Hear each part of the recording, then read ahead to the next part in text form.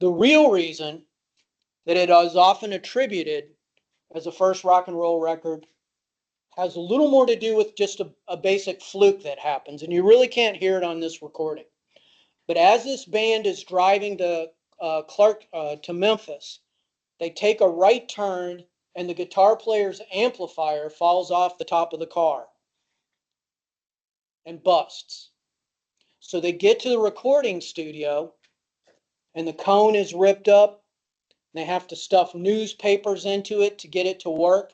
And when the guitar player goes, he's doubling the bass line. He's going ba ba ba ba ba ba ba ba ba ba ba ba ba ba. He's playing quarter notes, two quarter notes instead of a walking bass line. But he's going ba ba ba ba ba ba ba ba ba ba ba ba ba ba. Saxophone, lower half of the piano, and guitar. But the guitar is what is called distorted out of the amplifier.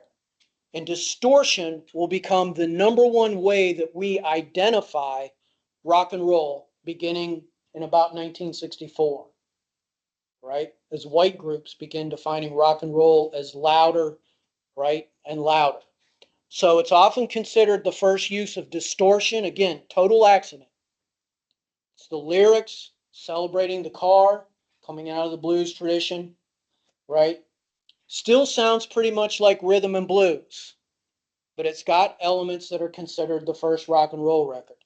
Probably the most important reason, though, is that this song was a huge hit in 1951 with white kids. And that's one of the ways that we begin to understand where rock and roll gets separated from rhythm and blues. If white kids get accepted, it's starting to become rock and roll. This is because the cultures of rhythm and blues and white rock and roll were completely separate. If you wanted to go and see a rhythm and blues band in 1949 or 1950, you, and I'm thinking of us, thinking of me as a white person, would have to go into the black part of town. I might not be accepted there because I am invading a segregated space. All right? White kids were not necessarily invited to black clubs. Okay? So white kids start throwing parties. They might hire bands like Ike Turner to come and perform, but they are more usually whites only parties. So the same song might be rhythm and blues depending on the audience, but it's slowly becoming rock and roll because of white kids accepting it. Now, where are white kids hearing this song? They're hearing it on the radio. Beginning in the mid-1940s, there's all of a sudden all these stations, usually in the South, that begin broadcasting more powerful with a further reach. I might be in Ohio, and I could pick up the radio out of Memphis, and I would be hearing white DJs playing black rhythm and blues. And I would go to my record store and say, hey, do you have Jackie Preston and his Delta Cats? I dig that song, Rocket 88, right? So another reason that Rocket 88 is considered the first rock and roll is because it was a bigger hit with white audiences right away, white kids, white teenagers, than most of these other songs. We're only slowly getting into the rock era. That's Jackie Brenston up there, the singer and the saxophone player. Ike Turner was not happy that he was not billed, and he always went to his grave saying he made about $70 off of this record. So a lot of these guys get ripped off. There's Ike Turner with Tina Turner back when he was not in his best days. Okay? If you've ever seen the movie What's Love Got to Do with It, terrible movie. I mean, it's a great movie, but it's terrible about him because he really was not good to women. Keep in mind that guitar amplifier story. This brings us to the question of why in America, and this is we deal with this in the rock and roll era in the 50s and 60s. We deal with it today with hip hop. The question, this was the title of a New York Times article by a great writer named Wesley Morris a few years ago. Why does white culture steal black music? Why does it adapt black music? One thing we want to understand in America, the best music, 70, 80% of the best music in America has always come out of black culture. All right? We would not have rock and roll if it wasn't for rhythm and blues and the blues, right? Country music is maybe the one element, although as Beyonce taught us with Carter Country, there's a huge element of black country in traditional country music. So the question, it boils down to this. When we think of white music, we tend to think of European classical music. And that's what we call high culture. High culture music. How many of you have ever been to like the orchestra here at Troy? When you go sit in the, yeah, see, there's my point. None of you go, all right? How many of you have ever been to an orchestra? What do you do when they're done performing? You go. You might go, bravo, right? So white music or European music tends to be the music of elite culture. We go to listen to it to be edified, to be educated. We go to hear Mozart, da da da da, da da da da. We might go to the opera. Now, back in the day, opera was pop culture. People freaked out and screamed in the stands at opera.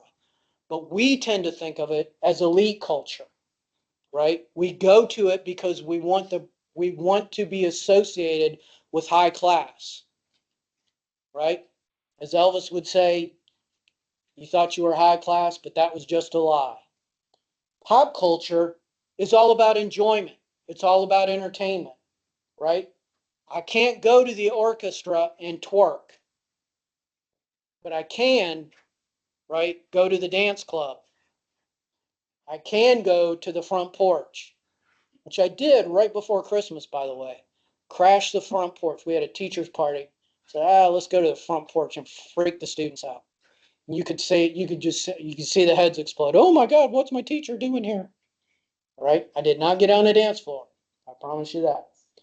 Pop culture has mass appeal, but it's the fun of pop culture. Now, one of the things we want to emphasize is long before the blues, long before rock and roll, there was an anxiety in America that white audiences enjoyed black music more than they did white music. And again, that has less to do with race than the purpose of these different types of music. So this is a very interesting piece of history. This is now I put it in the module for this week because I want you to read it on your own. But this is 1844. So the blues don't even exist yet.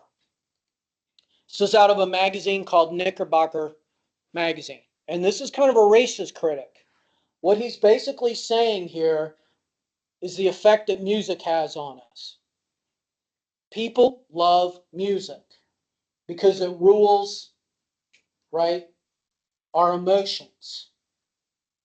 So, who are the true rulers in America? It's not the legislators, it's not the politicians, it's not the leaders. Look what he says. The Negro poets, to be sure, do they not set the fashion and give the laws to public taste, popular taste? Let one of them in the swamps of Carolina compose a new song, and it no sooner reaches the ear of a white amateur than it's written down, amended, prettified usually, printed, and then sent out into the white world. And what he's talking there about is what we might think of as what happened with Stephen Foster. If you know Stephen Foster, he was the first great American songwriter in the 1850s and 60s. Took a little bit of white folk music, but he took a lot of black music, not the blues yet, right? But black folk songs. Old Susanna, right? All that kind of stuff. And what this guy is recognizing is people are drawn to black music because it's more fun, right? We can dance, we can throw down to it. Culturally, white culture has always been uptight. We're uptight about sexuality, we're uptight about spirituality, right? but Black culture has always been about the expression of joy. Now, these are generalizations, but in a large part, they explain why people have always looked to Black music as a source of relief, of fun, of entertainment. So keep that in mind. Even before rock and roll and the controversy over whether it was stealing Black music, uh, that concern has been out there in all forms of popular music. All right. There's one guy that we need to credit, one white guy that we need to credit with popularizing the idea that white rhythm and blues was going to be called rock and roll. And that's not a musician, but a DJ. It's a guy named Alan Freed. He was the most important DJ in America in the early 1950s. Did not live a very long life. He was a DJ at first in Cleveland and then in New York. The reason the Rock and Roll Hall of Fame is in Cleveland, Ohio, where there's nothing really to go for there, is because Alan Freed was there. Okay? So in early 1950s, he was actually approached by a record store owner named Leo Mintz. He owned a place called Rendezvous Records. Leo Mintz went to Alan Freed, who was playing classical music, and he said, I've got all of these young white people who are coming to my record store and asking for Rocket 88 and all of these Black blues songs. I'm thinking that if I sponsored an hour of a show of you where you just played exclusive rhythm and blues songs, I could stock the records, you could play the records over the radio and tell the kids to come buy them from me. And that's what they do. So Alan Freed started a program called the Moondog Midnight Matinee, right? And he would get out there every night and play Black rhythm and blues. But he called it rock and roll. He took that slang term. There's Rendezvous Records in Cleveland back in the day. And they started throwing parties. They started throwing concerts. There he is with all the teenagers. So Alan Freed was a huge, important influence. This is what he sounded like. And another reason he's very influential, you don't hear this as much because you guys don't listen to terrestrial radio. But I grew up with radio stations, rock and roll radio stations. And every DJ was annoying as hell because they all had to have a wild, crazy, and talk 900 miles a minute. So this is Alan Freed, what he typically sounded like. Hello, everybody. Hi, y'all. This is Alan Freed, the old king of the Moondoggers, and a hearty welcome to all our thousands of friends in northern Ohio, Ontario, Canada, western New York, western Pennsylvania, West Virginia. Along about 11:30, 15 minutes from now, we'll be joining the Moon. I mean, I can't even understand what he's saying. He's talking so fast. But what DJs began to do was imitate sort of the beat of rhythm and blues, and it created these kind of wild and crazy personae that got kids excited by this music. In 1952, Alan Freed and Leo Mintz in Cleveland staged what is considered the first rock and roll concert. It was called the Moondog Coronation Ball. It was shut down at the end of the first song. They had it at the Cleveland Auditorium, held maybe 7,000 people. 20,000 people showed up trying to get in. Somebody printed fake tickets. There were fights, broken windows. One person got stabbed. This is the only existing photograph of that event because it only lasted one song. And the police went in and shut it down because it got so wild. All right. You can see here some of the press clippings about it. Okay. Part of the reason that it's so historically important because this begins rock and roll's association with what we call hooliganism. The idea that rock concerts are supposed to be rowdy, that they're supposed to be wild. Now listen, I grew up in the 80s and 90s. When we went to rock and roll shows, right, we were in the pit slamming into each other, right? We were crowd surfing. You got up on the stage. One of my greatest memories, I went to this punk show one time, kind of climbed up on the stage, Lynx Theater, it was all female punk band, and she like booted me right in the rear end. I was like, ah! but they caught me. Okay? That was what rock and roll was supposed to be. A little wild, a little dangerous. Now you go to it,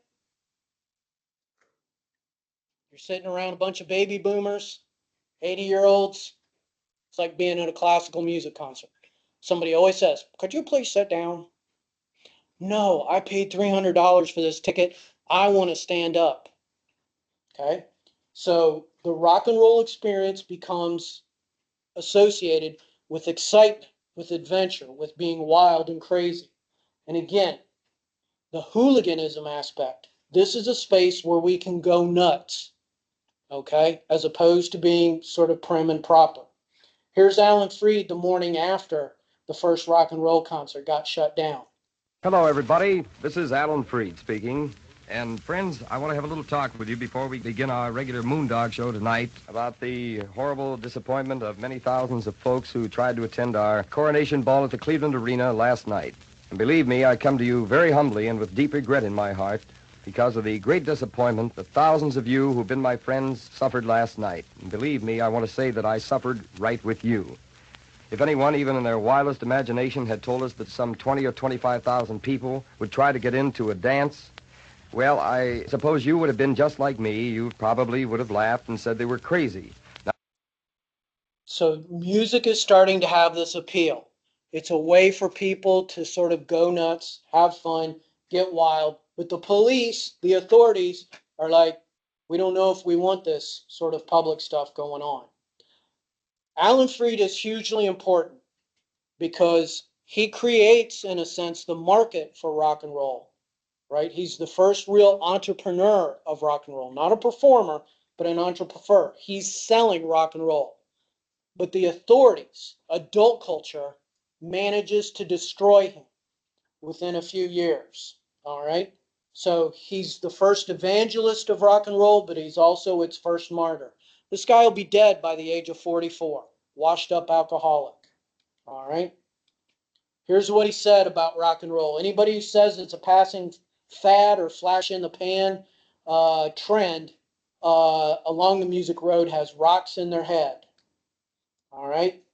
He also told the authorities, you can stop me, but you can't stop rock and roll. Now, our next class, we're going to talk about who the audience for rock and roll was, which was teenagers, young people. So Alan Freed is kind of the uncle to the emerging teenagers in the 1950s. One of the ways that Alan Freed sold rock and roll, he's the first guy to make rock and roll movies. And they're usually about Alan Freed. He's making movies about himself, which is kind of weird if you think about it. And these are dumb movies. They're not very good. What they are is basically an opportunity for people to see rock and roll perform live in places where maybe rock groups weren't coming to perform. Okay? So he's got this whole string of music, which very thin plots, usually wrapped around clips of performers going on. So here's a typical example of what an Alan Freed movie would look like. Grab your partner, grab your gal, and rock. Rock, rock, rock, rock, everybody. Rock, rock, rock, rock. 145 song. Rock, rock, rock, rock, everybody. You rock it and you rock it and you rock it around. Roll, roll, roll, roll, everybody. Roll, roll, roll, everybody. Roll, roll, roll, everybody. You roll it and you roll it and you roll it around. That lady would be a very famous actress. Famous singer.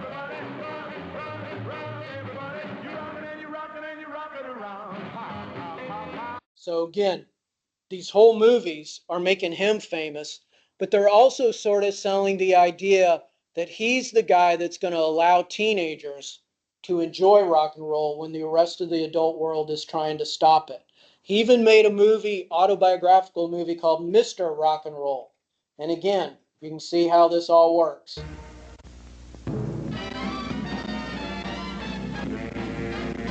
Again, that sounds nothing like rock and roll we think of it. Everybody listening here. Mr. Rock and Roll is here.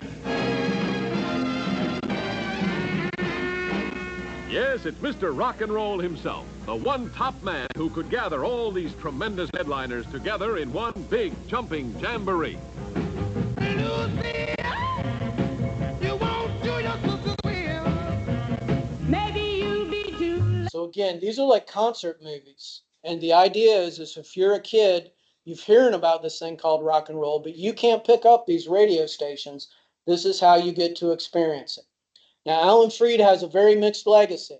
On the one hand, he did a very positive thing, which as more and more white singers began to cover rhythm and blues records and water them down, he refused to play the white cover versions. He played black music to white teenagers. All right? And you can see here, he sticks to the original record because it's better. Okay? The white versions are anti-black. They're taking from that culture and they're trying to whitewash it. Now, the bad thing he did, and he wasn't alone, but this is when rock and roll becomes a grift. He started claiming co-writing credit on songs that he had nothing to do with in terms of writing or producing. So he basically stole income from white or from black songwriters. The most famous example is a group called the Moonglows with a ballad called Sincerely. That was written by a songwriter named Harvey Fuqua. His nephew is a very famous director, Anton Fuqua, right? But Harvey Fuqua wrote ballads for this group, this vocal group called Sincerely. And in order to get them on the radio, Alan Freed would come along and say, okay, Harvey, I get half the songwriting credit, but I get all of the publishing. And that was a huge amount of money in there because you could license songs out for movies or you could make sheet music. So he stole from a lot of black artists. All right. So, for example, here's the record of Sincerely. Notice Fuqua and Freed. He didn't write the song, he didn't produce it. It came to him afterward and he said, you put my name on it. And I get 50% of the songwriting money and 100% of the publishing. All right. The type of music that the Moonglows did is a very important subset of black music that we have to talk about because it's the defining slow version of songs in the 1950s. Has anybody ever heard of doo-wop music before? Okay. Doo-wop is basically kind of secularized jazz ballads or secularized gospel. So it's a blend of jazz and gospel, right? Usually defined by its own very specific progression. I'm going to show you on Thursday that this progression is still in a lot of pop songs today. But this time, because it's a slow song, it adds a minor chord. So we go from 1 to the minor 6. It adds a little melancholy element, and then the 4/5. All right? Often done a cappella, that is without instrumentation, because these were usually kids that were coming out of choirs or vocal groups singing together. Their harmonies were often very much more sophisticated than blues. There's a lot of jazz influence in them. And sometimes they could even be interracial. The most famous doo-wop group of the early rock and roll era was a group called Frankie Lyman and the Teenagers. All right? And they are most famous, Frankie Lyman. He would be dead by the age of 26 of a heroin overdose. Many of these early performers are. At the time, he was like 13 years old, right? You probably recognize their most famous song. Does anybody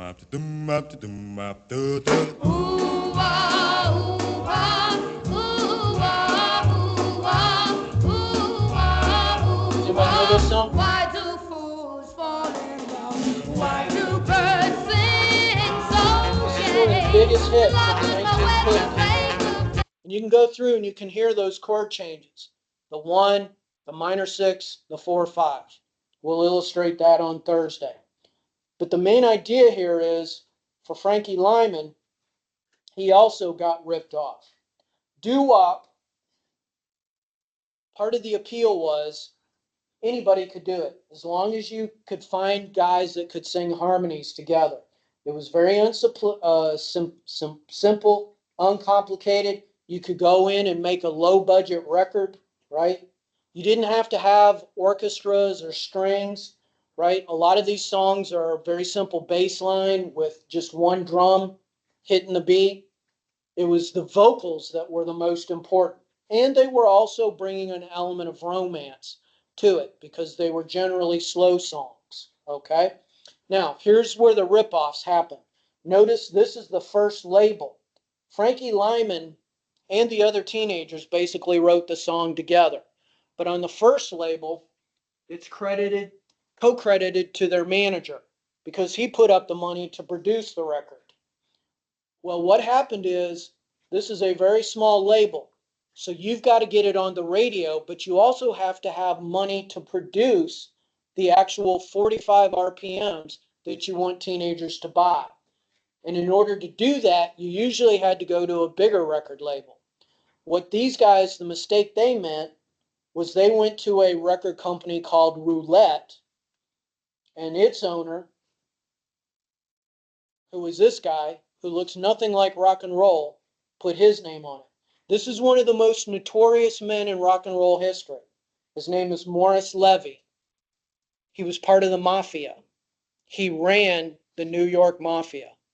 But he also loved music, so he started a record company. All right? At one point in the 1970s, Morris Levy tried to have John Lennon murdered because John Lennon borrowed from a Chuck Berry song that Morris Levy owned the rights to. They got in a huge court case.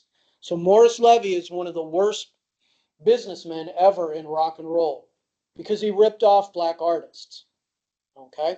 Came in and said, I'll put up the money to produce 1,045,000, but I get the publishing and I get the songwriting credit. Beginning in the 1990s, there were a lot of lawsuits by people like Harvey Fuqua and the surviving members of the Teenagers to recover money from this era.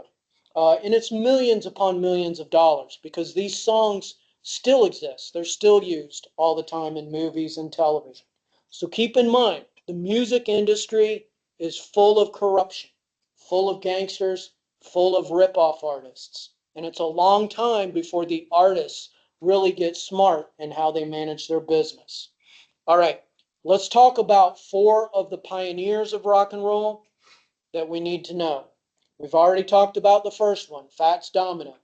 He gave us the barrel roll, the piano of New Orleans jazz, those piano triplets, right? His most famous song is a cover of a 30s song called Blueberry Hill. I found my thrill, da da da da da da da da da da. Every single song he plays those piano triplets. What happens in this early rock and roll is you usually have a performer who has one musical trait and one performance trait that they become famous for. Another guy, Little Richard, one of the most complex artists producing very simple music. Little Richard was a gay man who for most of his life struggled with his sexuality. When he died 8 years ago, the last TV appearance was on the Christian Broadcast Network, where he condemned homosexuality. All right? It's a great documentary about him and about his struggles to accept his sexuality. But he brought a theatrical element. He wore a lot of makeup. All right? He also was very campy in that way. Nonsense syllables. He liked his most famous song starts off with the line, a wop babaloo wa bop bam boom. Right? So a lot of his songs have nonsense syllables. He was famous for playing the highest notes possible on the piano. And as you can see from this picture, his musical style, see, I can't do this. This is bad about getting old. You can't do this anymore. But he lifted his leg up on the piano and played. Okay? So a lot of these guys have a theatrical style. He was a shouter. He didn't so much sing as he shouted. Talk a little bit more about him Thursday. You probably heard of this guy, Chuck Berry. All right? Chuck Berry, every single song of Chuck Berry's starts like this. There's another song. Another song. Another song. another thing. They asked Chuck Berry one time. Now, Chuck Berry didn't invent that lick. He copied it off a jazz player. All right? But he made it his own. And at some point in the 60s, interviewers began to ask him, why did you start every single song with like that? And he says, when you buy a Ford car, you know what you're getting. When you buy this type of car, you know what you're getting. It's a brand. So Chuck Berry, these guys all began having their own brand. Chuck Berry was also famous because he was the first great rock and roll lyricist. A lot of blues music, the words are very simple and repetitive, but Chuck Berry began to write little short stories, and he had weird words in them. One of his most famous hits is actually about a white man or a black man passing to be white and seducing white women. Now, think about how controversial that would be in the 1950s. But he wrote a song called Brown Eyed Handsome Man that everybody and their uncle covered in the 1950s. And it's a very witty song about you can't trust who you think is white and black. All right? He was also very deeply influenced by white country music. Grew up in Missouri. And finally, the fourth guy just died a couple years ago. All these guys just died within the last 10 years. Jerry Lee Lewis. Okay? Again, brought what we call boogie woogie, which is an own unique kind of jazz style to playing. Came out of the Southern Baptist Gospel Church, was kicked out because he was wild. We'll tell you the famous story about Jerry Lee Lewis here in our next class. But he was also very famous again for playing with his elbows, jumping up on the piano, setting it on fire. All of these guys were very theatrical in the way that they performed. And again, that gave rock and roll a kind of new energy. All of these guys, except for Fats Domino, were also very, very complicated people. They were not heroes by any measure. And we'll talk about some of the moral issues that surround the three of them here in a little bit. Not today. All right. I want to wrap up real quick. We've got about 5 minutes.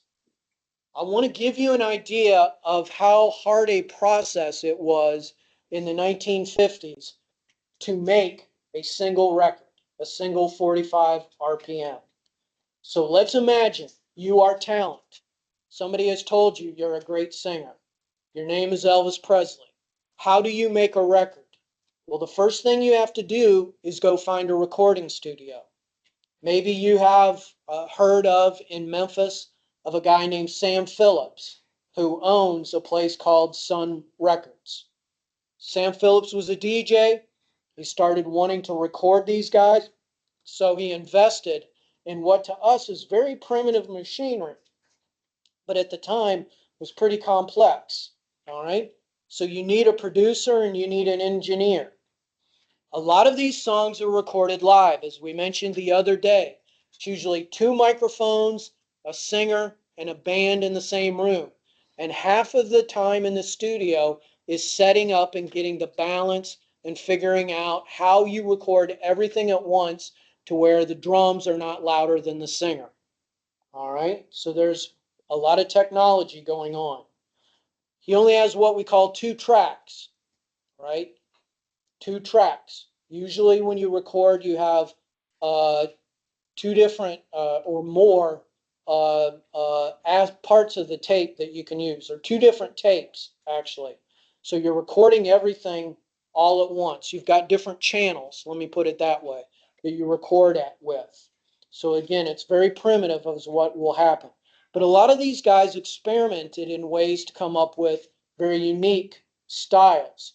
So Sam Phillips, and this is what made Elvis initially distinct, he created something that has become called slapback echo. We'll talk about that in a little more detail, but it's basically he figured out how to use 2 microphones and have a delay so there was an echo in all of his songs. And that became the distinguishing feature of every Sun Records record ever made. Now, you record a song, what do you do with it? Well, if you're a big record owner, record company owner, you can put it out yourself. But most of these people were one or two pop operations. One of the things we want to understand, in the 1950s, there were hundreds upon hundreds of small independent record labels. If I'd been alive in the 1950s, I'd have started mine. Been pretty cool. By the late 1960s, there's about 7 record labels. The big corporations began eating up these record labels. So another famous one is up in Memphis as well. It's known as Stax Records. Brother and sister got together and started a company.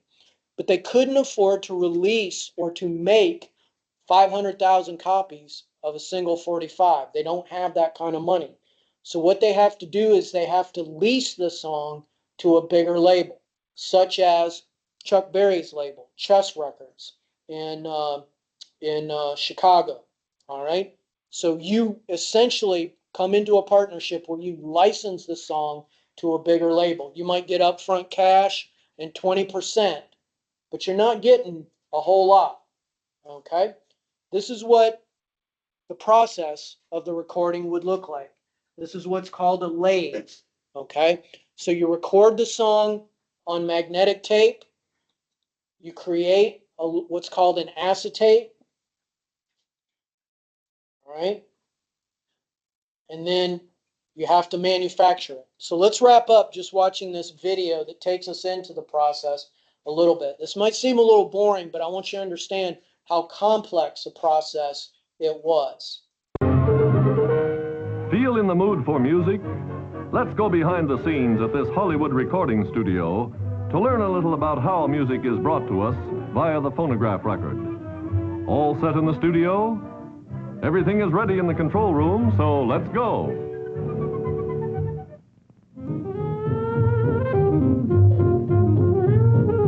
So there you have a jazz band all at once recording the song. This might be the 3rd try or the 23rd. The orchestra stays at it, playing the number over and over until Capitol's recording director is satisfied it's letter perfect. On second thought, he might decide that the first playing, the first take as it's called, was the best one after all. But that's all right, for all the takes are recorded on magnetic tape, the most accurate method of recording sound yet devised. Another advantage of tape is that all the imperfect playings can be erased and the tape used over and over again, an economy that has helped hold record prices at just about what they were before World War II. So now we have a rendition considered up to standard. The next step is to transfer it to a lacquer disc.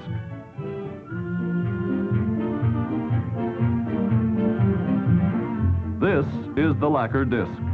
The sounds recorded in magnetic variations on the tape are now re-recorded by a cutting head in the grooves of the lacquer master.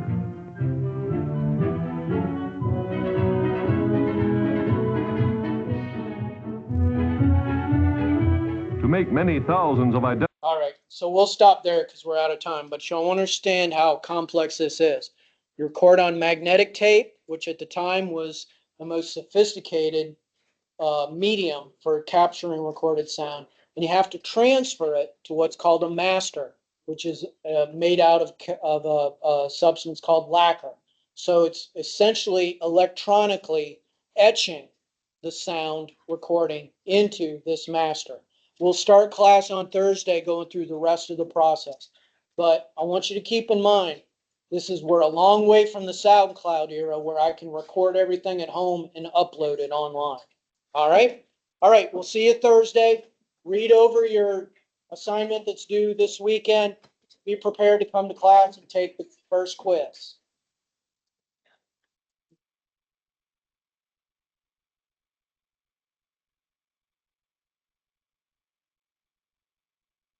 So, no, I didn't know that. Yeah. But yeah, it's on that list. Well, it doesn't have to be on the list. You know a song from that era? It's from 47, but I think that it's Absolutely. of the same like requirements that. Okay. That's perfect. That's a great choice. Even if it's not on that list, that's fine. Okay. So yeah, that's a great call. Thank you. How'd you know that song? What's that? Not Fallout, it's a video game. Okay, excellent, excellent. Yes, sir.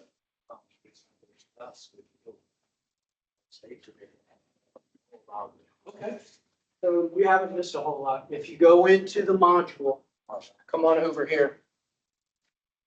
Let me stop recording here first.